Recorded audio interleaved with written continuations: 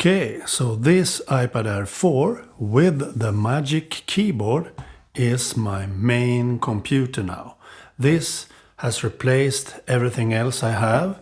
I do everything I need to do on this one. I do video editing, I do blogging, and I do website editing and photo editing and so on this iPad Air 4. But recently I bought a Ereader, a Kobo Ereader, as you can see there. So the reason why I bought this Ereader is because of eye strain I get from reading on my iPad Air 4 or my iPhone XS Max. When I read on these devices, I always get some eye strain. So the eye strains makes me get some headaches and all that. So that's why I bought this e-reader from Kobo. The e-reader from Kobo has a e-ink display that makes it really easy to read in any light, in direct daylight or in direct sunlight or in complete darkness. You can read everything on this without getting eye strain. So that's the reason why I bought this e-reader. And as you may know now, my old iPhone XS Max that is 2 years old now is now a hub for my Apple Watch and also for my iPad Air 4. I use it to have an internet hotspot from the iPhone to my iPad Air, and also use it to be able to connect it to my Apple Watch. So the reason why I have an iPhone only actually is as a hub for these two devices. So once again, this is my main computer, my main device now, and I really love the iPad Air 4. For example, the built-in Touch ID into the button, it works so great, always. It works so great. So every time I try to unlock this, it always works. It's so fast, so easy from any finger and everything. It's so fast and unlocks immediately when I use it. So this is actually better than Face ID to me. So I have Face ID on iPhone XS Max, and I think Touch ID built into the power button is even better than Face ID, because you don't need to look at the iPad. You only need to have the finger on it, so it unlocks so easy now. And I really love the display on the iPad Air 4. It's so great for colors and so on. I don't care that it doesn't have 120 Hertz, because 60 Hertz is more than enough for me. I don't game on my iPad, and 60 Hertz is more than enough for video editing and all the other stuff I do. And the colors are so great on the iPad Air 4. So I really love the display on this one. It's so clear and crisp and so sharp on this one. So I really love the display. Another thing that I use a lot is the camera actually on the iPad Air 4. The reason for that I use the iPad Air 4's camera now is because it's my main device. And as I said, the old iPhone XS Max is only my hub now. So instead of using the old camera on the iPhone XS Max, I usually use the iPad Air 4's camera to take pictures and normal photos and so on. I don't do any fancy stuff with the camera, so this camera is more than enough for me to take photos. Yes, I know it could look quite silly to take photos with an iPad, but I usually do that with the iPad now, and it works great with that camera. It's so good to have this camera. And yes, I could still do some photos with the iPhone XS Max, so it's not a problem, but this is mainly in my pocket or in a bag or something, because it's just a hub now. So the only thing this is good for now is to have some internet connection and connecting to my Apple Watch. So that's why I really love the camera on the iPad Air 4 now. And another thing that is great with the iPad Air 4 and the Magic Keyboard is that when I put the iPad on the Magic Keyboard, we have a USB-C port now, And we also have a USB-C port on the Magic Keyboard. This port on the Magic Keyboard is only for charging your iPad and the keyboard. So if you charge it with this port, you have one port left. So basically you have two ports on the iPad Air 4 now. So this port you can use for data transfers and so on. So I use it for connecting my external hard drives and so on. So I can do some video editing with videos on external hard drives and so on. I can connect the microphones to this if I need it to, and so on.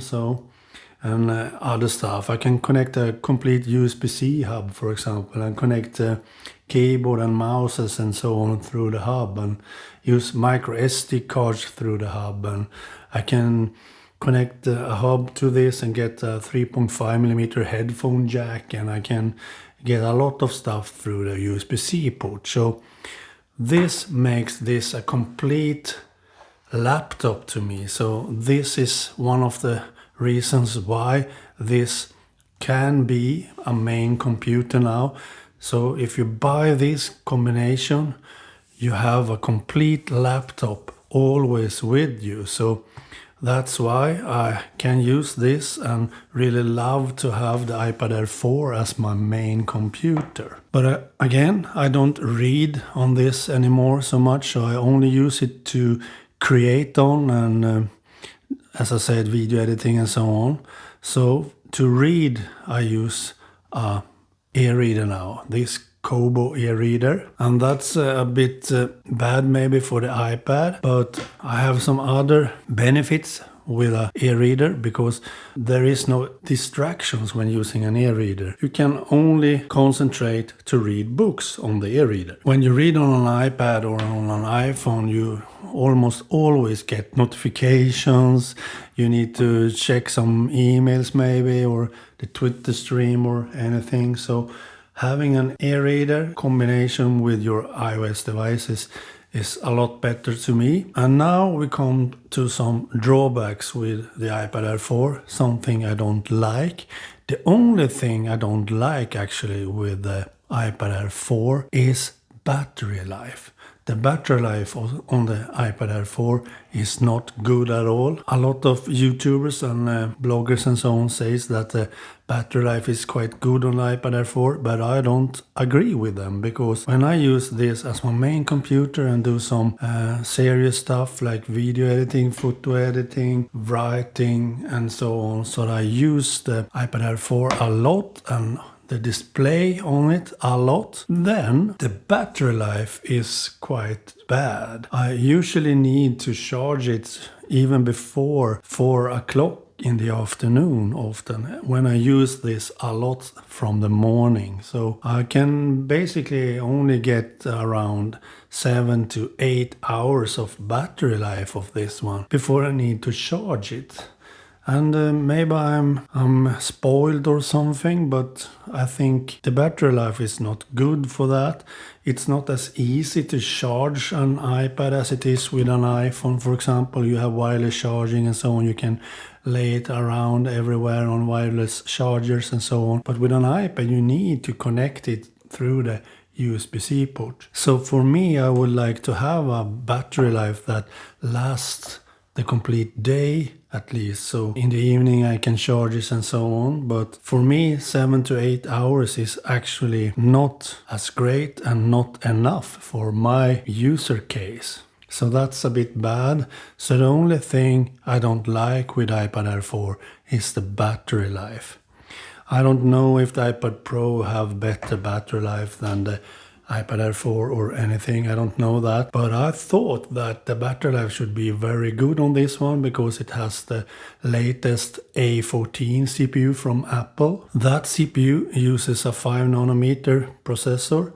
So with that 5nm processor, every room or every information I got said that the battery life should be a lot better with a 5nm nanometer processors, but as you can see with the Apple MacBook Air, the latest with an M1 chip, it has an incredible battery life. So why can that device have so incredible battery life with a 5 nanometer CPU when this iPad Air 4 doesn't have that? I can only imagine that the battery is so much smaller in the iPad Air 4 compared to the MacBook Air with the M1 chip. So I think that's bad, because I would really love to have an all-day battery life that Apple says that the iPad Air 4 has, but it hasn't.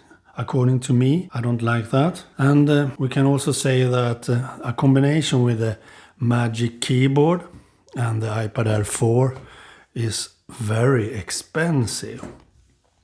I mean, this combination with the Magic Keyboard and iPad Air 4 cost about the same as the new MacBook Air with the M1 chip. A bit less, yes, but not much. So basically I could rather have waited and bought the MacBook Air with the M1 chip instead of this combination. Yes, this is a bit more portable and so on, and you can, if you want, just take the iPad and use that as a tablet. That is very, very portable. So of course this combination is more portable than a real laptop, for example the MacBook Air M1. So, but I think for the money you get with this, compared to the MacBook Air with the M1 chip, maybe this is a bit too expensive to have only because of the portability and so on. And the MacBook Air is almost the same price, so eventually I did a bad thing buying this instead of the MacBook Air, but now I did that, and this is my main computer now. But if we talk about the price and so on, maybe this was a bad idea to have this as my main computer with this combination, but now I have that, and MacBook Air is an excellent device. You have seen all the reviews and so on with the M1 chip. It's awesome.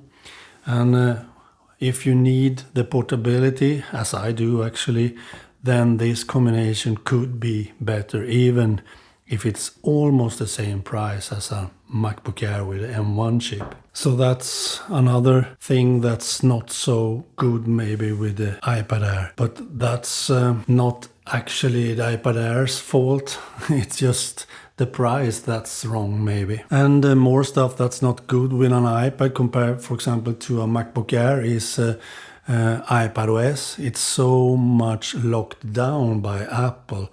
I think that's bad. You can do different stuff that you can do on a MacBook. For example, you can't connect this Ereader to the iPad to organize books or transfer books and so on from the iPad to the Ereader. You can't do that even with a USB-C hub or a USB-C cable that connects to a micro USB on this one. You can't do that because Apple won't allow that, and that's bad, I think. You can do that with an Android phone, for example the Samsung Galaxy Note 10 Plus that I record this video with. I have tried that. I can connect this e-reader to the Samsung Galaxy Note 10 Plus and transfer books and so on quite easily. And you can do that with a MacBook Air, but not with iPad. And that's bad, I think.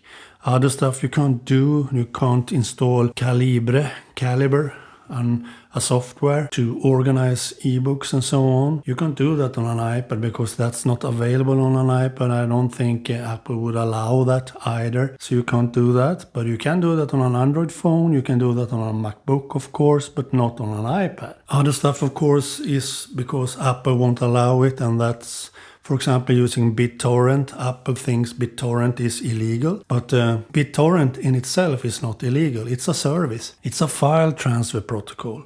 And BitTorrent in itself is not illegal. It's what you use it for, what the users use it for, that can be illegal. But BitTorrent isn't. But Apple won't allow BitTorrent clients in the App Store because they think that BitTorrent is illegal. And you can do that on a Mac and you can do it on an Android phone. So those things is also bad by using an iPad Air 4 as your main computer. So basically, for the same money, a bit more, you can buy a MacBook Air with an M1 chip and have almost the same experience, not as portable, but you can do more with a MacBook Air with the M1 chip. So that's the decision you need to do.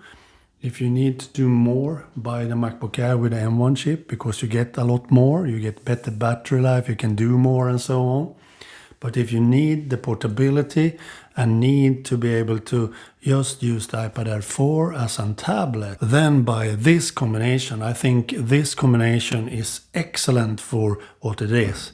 It's excellent for what you get. So I don't regret buying this, but maybe the MacBook Air with the M1 chip has been a better option for me. Okay, bye.